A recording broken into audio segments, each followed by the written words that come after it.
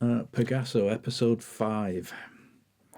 Tank cleaning, carb scrubbing, valve sticking, MOT success, and road test recovery. So I got the heated grips fitted. I drained the tank again as it was time to get serious about cleaning it.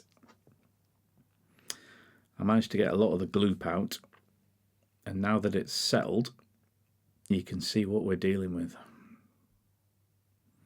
I made some blanking plates for the bottom of the tank. I did some research regarding cleaning. The main issue was the fact that the tank is plastic.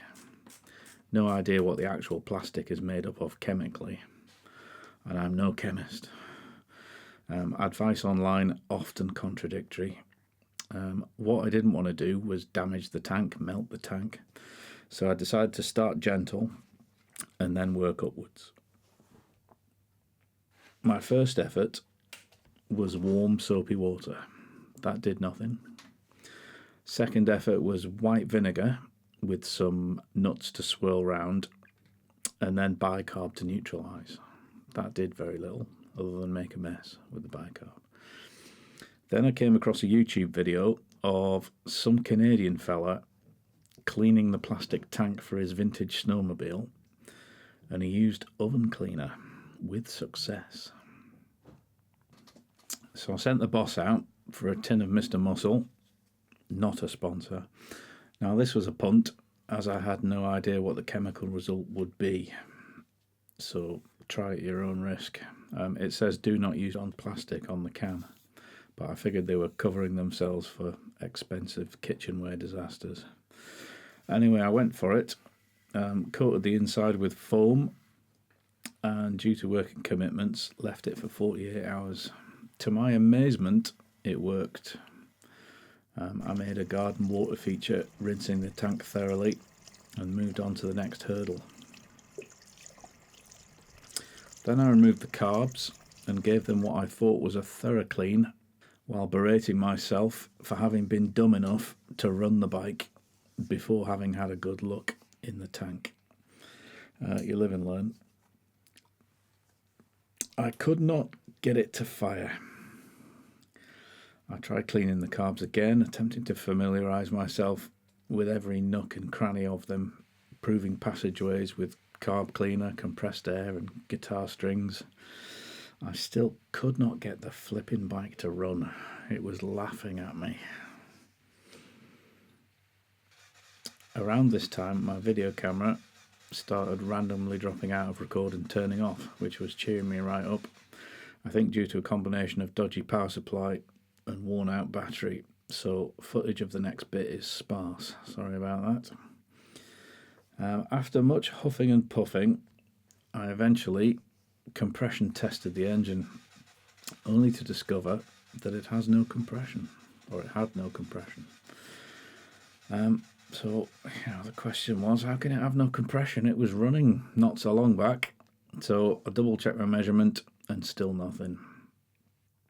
So I took the rocker cover off to reveal a stuck intake valve, which I can only conclude must have become sticky as a result of the tarry gloop. After making sure the cylinder was at bottom dead centre, I precision mechanic, cover your ears, I tapped the bucket with a screwdriver until it popped up. I rotated the engine by hand, it stuck again, I freed it up again and did some more rotating by hand and it stayed free. I knew then it was a race against time to get the thing back together and try and start it and to get some temperature into it to work away the gloop, as it was only 4 degrees being December. So I threw it back together and it ran. I got it up to temperature and it seemed happy enough. Phew. The next day I tried it, it fired straight up. So I thought, I'm over the hump here, everything's going to be all right. So I changed the chain using the feed it into the old chain and run it through method, and then booked an MOT. All I had left to do was throw its clothes back on. So I set off on a cold wintry day for an MOT. Who goes for an MOT for a bike in mid-December? Only me, I think. The nearest station being about 20 miles away up the coast. It cut out twice on the way there. Not really knowing why, I just pulled over and sort of fiddled with things a bit, like the fuel tap, and scratched my head. And after a few minutes, it fired up again, so I continued. Miraculously, it passed the MOT with no advisories. I was enjoying the ride back until it cut out twice. One time I got it going again, the next time was terminal, and I had to get the AA to recover it. So why does it cut out after a while? I'm trying to work it out. My hunch was that it was electrical, heat-related, old age quitting. The next day I tapped the start button and it fired right up. I had read online that a blocked tank vent could prevent fuel flow. So I stripped and rebuilt the cap, blasted air through the holes. There's so much contradictory information online, it's difficult to know which way to turn. As far as I can tell, my tank doesn't have a vent. The cap vent exit is blanked off when you close the cap. Is that normal? I don't know. I decided to road test it locally with the AA small print I'd read ringing in my ears, something to the effect of, if you break down with the same issue within 28 days, then you're on your own. So I stayed within pushing distance of the house, taking care to stay on the flat. Round and round I went for what seemed like half an hour, and it was running really rather well. I was thinking maybe that tank cap cleaning has fixed it. Don't quite know how, but I was considering going further afield, and just then it started playing up, popping and banging, refusing to rev, stalling. I limped back to the house with it, and thankfully didn't have to push it. So I'm now back to thinking the issue is electrical.